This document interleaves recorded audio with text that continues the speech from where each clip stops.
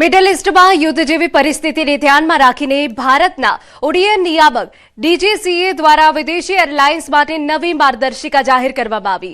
આ મુજબ ભારતમાં ફ્લાઇટ ચલાવવા માટે વિદેશી એરલાઇન્સે ડીજીસીએ પાસેથી ખાસ ઓપરેટિંગ ઓથોરાઇઝેશન લેવું પડશે અને પહેલા ईजीसीए पोर्टल पर नोंधणी करावी पड़शे। एरलाइन ने पोताना देशनी सरकार द्वारा औपचारिक रीते नियुक्त करावी, स्थानिक प्रतिनिधि राखवो अने फ्लाइट शरू करता ओछामां ओछा 90 दिवस पहला अरजी करवी फरजियात छे। डीजीसीए द्वारा मंजूरी मळ्या बाद ऑथोराइजेशन महत्तम 5 वर्ष माटे मान्य रहेशे तथा एरलाइन्से भारतीय कायदा, सलामती धोरणों अने मुसाफर फरियाद निवारण व्यवस्थानुं पालन करवुं पड़शे। एरलाइन ने मुसाफरोनी फरियादोना निवारण माटे पेसेंजर फरियाद निवारण मिकेनिज्म पण स्थापित करवानी जरूर पड़शे। अन्य महत्वना समाचार पर नजर करिए। वधी गरमी અને હીટવેવને ધ્યાનમાં રાખીને અમદાવાદ કોર્પોરેશને હીટ એક્શન પ્લાન તૈયાર કર્યો। Urban health centre, bus stand અને બીઆરટી સ્ટોપ સહિત 300 થી વધુ સ્થળો પર પાણી અને ઓઆરએસની વ્યવસ્થા કરાઈ છે। એએમસીના હેલ્થ સેન્ટરો અને શેલ્ટર હોમ્સમાં પણ ઓઆરએસ ઉપલબ્ધ રહેશે। હીટવેવ માટે સરકારી હોસ્પિટલ્સમાં વિશેષ વ્યવસ્થાઓ કરવામાં આવી છે અને ગાયનેક વોર્ડમાં એસીની વ્યવસ્થા કરાઈ છે। કન્સ્ટ્રક્શન સાઇટ પર કામ કરતા મજૂરો માટે બિલ્ડર્સે ખાસ સૂચનાઓ આપવામાં આવી છે। દર 2 કલાકે 15 મિનિટનો બ્રેક આપવા અને બપોરે 1 થી 4 વાગ્યા સુધી કામ ન કરાવવાની સૂચના અપાઈ છે। શ્રમિક વર્ગનું ખાસ ધ્યાન રાખવા પણ સૂચના અપાઈ છે। એટલું જ નહીં, આશા વર્કર દ્વારા ઘરે ઘરે જઈ ગરમીથી બચવા અંગે જાગૃતિ ફેલાવવામાં આવશે। શહેરના ગાર્ડન સવારે 6 થી રાત્રે 11 વાગ્યા સુધી ખુલ્લા રાખવામાં આવશે। સાથે બપોરના સમયે લગભગ 70 જેટલા ટ્રાફિક સિગ્નલ પણ બંધ રાખવા સૂચના અપાઈ। हेल्थ डिपार्टमेंट है तो हेल्थ डिपार्टमेंट द्वारा जे तमाम अर्बन हेल्थ सेंटरो, community health centre, health and wellness centre बधु मळीने लगभग 300 થી વધુ સેન્ટરો છે ત્યાં ઓઆરએસ કોર્નર ચાલુ કરવામાં આવેલા છે। ઇલનેસના કેસીસ જે આવે એના માટે સ્પેશિયલ સ્ટોક લોજિસ્ટિક જે રિક્વાયરમેન્ટ છે તે પણ પૂરતું અવેલેબલ છે અને અલાયદા બેડની પણ વ્યવસ્થા કરવામાં આવી છે। સીએચસીમાં જે મેટર્નિટી વોર્ડ્સ છે, જે ગાયનેક વોર્ડ્સ, તેમાં એસીની સુવિધા ઉપલબ્ધ કરવામાં આવી છે। સમાચારમાં વાત હવે દાહોદી કરીએ। ઘઉં ભરેલા ટ્રેક્ટરમાં આગનો બનાવ બન્યો। આગ લાગતા ખેડૂતને મોટું નુકસાન। ગરબાડાના સાહડા ગામ પાસે ખેડૂત ઘઉં ભરીને ખેતરમાં પસાર થઈ રહ્યો હતો તે દરમિયાન ટ્રોલી વીજલાઈને અડી જતા એકાએક આગ લાગી હતી, જે બાદ ટ્રોલીમાં ભરેલા ઘઉં બળીને ખાખ થઈ ગયા હતા। તો આગ ઓલવવા માટે ફાયર વિભાગની મદદ લેવાઈ હતી। સાહડા ગામના ખેડૂતો તૈયાર ઘઉંનો પાક બળીને ખાખ થતા મોટું નુકસાન થયું હતું। ઘઉંનો તૈયાર પાક એકાએક બળી જતા ખેડૂતના માથે આપ ફાટ્યું। ખેડૂતે ભારે નુકસાની વેઠવાનો વારો આવ્યો। છેલ્લા 5 વર્ષની સરખામણી આ વર્ષે ઘઉંના ભાવ ઓછા મળી રહ્યા છે। રાજકોટના બેડી માર્કેટિંગ યાર્ડમાં ઘઉંની આવક કરવામાં આવી હતી। આ વર્ષે 2026માં લોકવન ઘઉંના પ્રતિ મણના ભાવ 436 રૂપિયાથી લઈને 490 રૂપિયા સુધી મળ્યા હતા, જ્યારે ટુકડા ઘઉંના પ્રતિ મણના ભાવ 454 રૂપિયાથી લઈ 560 રૂપિયા સુધી મળ્યા હતા। બેડી માર્કેટિંગ યાર્ડનો પટ ઘઉંની આવકથી ભરાઈ ગયો છે।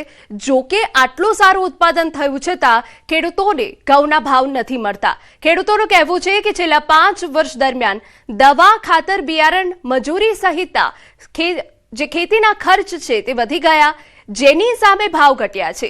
4 મહિના સુધી ખેતરમાં રાત દિવસ જોયા વગર મહેનત ખેડૂતોને આ વર્ષે ઓછા ભાવ મળતા નિરાશા જોવા મળી રહી છે।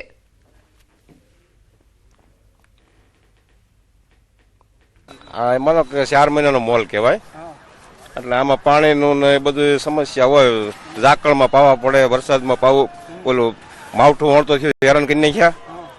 એટલે આ બધું એવું છે કે ખેડૂતને તો જે થાય એટલું કુદરત માથે આધાર રાખવાનો છે। ઘઉં 200 માં બરોબર 600-700 રૂપિયા ભાવ, હું તો 400 માં ગયા। આમાં ખેડૂતને શું વરે એમ? મહેનત તો પાણી વાળાનો, મજૂરનું ના બધું ગણે તો આમાં 400 રૂપિયામાં ખેડૂતને કાંઈ ન વરે। ઘઉંના ભાવ ખેડૂતને મળતા નથી। જે સરકારે ટેકાના ભાવ 517 રૂપિયા ટેકાના ભાવ જાહેર કર્યા છે, પણ એવું નથી કે હાલો મિલ ભરવાનો ભાવ હોય એ પ્રમાણે તેને બરોબર છે, પણ જે હારો માલ છે એ ખેડૂતને ભાવ મળવા જોઈએ. તો આ રાજી આ લોકો બેડી માર્કેટિંગ યાર્ડમાં કરે છે, તો એની રીતે બધે એમને જેમ ફાવે એમ ભાવ આવતા નથી ખેડૂતને. અન્નદાતા જ અન્નના ઉત્પાદન બાદ મુશ્કેલીમાં મુકાયો છે. છેલ્લા 4 વર્ષની સરખામણીએ આ વર્ષે ઘઉંના સૌથી નીચા ભાવ મળી રહ્યા છે.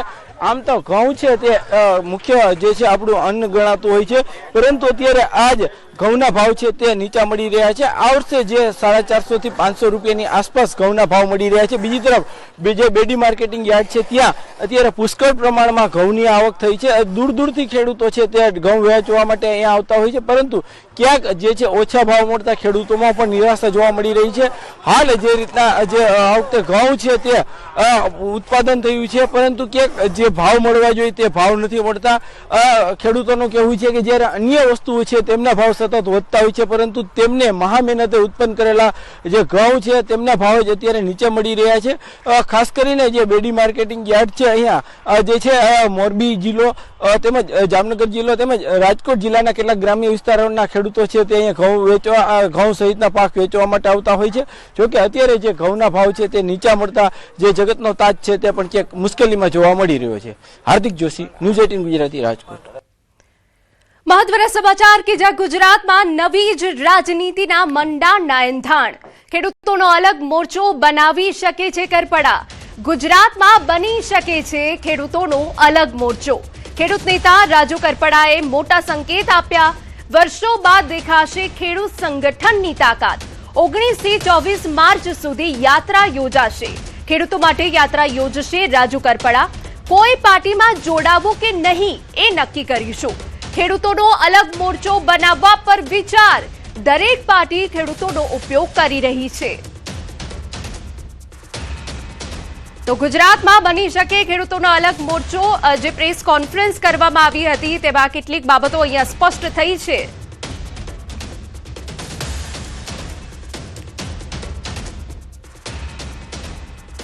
અન્ય મહત્વના સમાચાર. ઉત્તર ગુજરાતના મસાલા બજારમાં હાલ તેજીનો માહોલ જોવા મળી રહ્યો છે. ખાસ કરીને બનાસકાંઠાના થરા વિસ્તારનું વખણાતું લાલ મરચું અને હળદરના ભાવમાં નોંધપાત્ર વધારો થયો છે.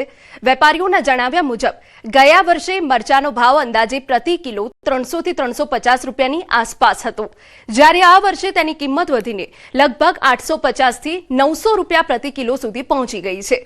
સિઝન સંપૂર્ણ રીતે શરૂ થાય તે પહેલા જ સૂકા મરચાના ભાવમાં તેજી જોવા મળી રહી છે. ખેડૂતોના જણાવ્યા મુજબ આ વર્ષે કેટલાક વિસ્તારોમાં મરચાના ઉત્પાદનમાં ઘટાડો નોંધાયો. વાતાવરણમાં આવેલા ફેરફારો તેમજ ખેતી ખર્ચમાં વધારાના કારણે ઉત્પાદન પર અસર પડી છે. આવનારા સમયમાં પુરવઠો ઓછો રહેશે તો મસાલાના ભાવમાં હજુ વધારો થવાની શક્યતા છે. થરા સહિત આસપાસના વિસ્તારોમાં ઉત્પાદન થતું મરચું તેની આગવી ગુણવત્તા, રંગ અને તીખાશ માટે ઓળખાય છે. हर एक साल से आज फसल एकदम कम है, उस हिसाब से बारिश के हिसाब से अभी ज्यादा भाव बढ़ चुका है. मार्केट के हिसाब से थोड़ा भाव कम होगा तो ग्राहक ज्यादा खुलेगी. हम लोग अहमदाबाद से यहाँ मिर्ची लेने के लिए आ रहे हैं. यहाँ का जो मिर्च होता है वो काफ़ी फेमस है. यहाँ का जो मिर्च होता है वो काफ़ी अच्छा होता है. कलर वाइज, टेस्ट वाइज जितना तीखा आपको चाहिए तो उस क्वालिटी से मिल सकता है. आप उसको मिक्स करके आपके टेस्ट के अनुसार भी उसको बना सकते हो. जूनागढ़ जिला कांग्रेस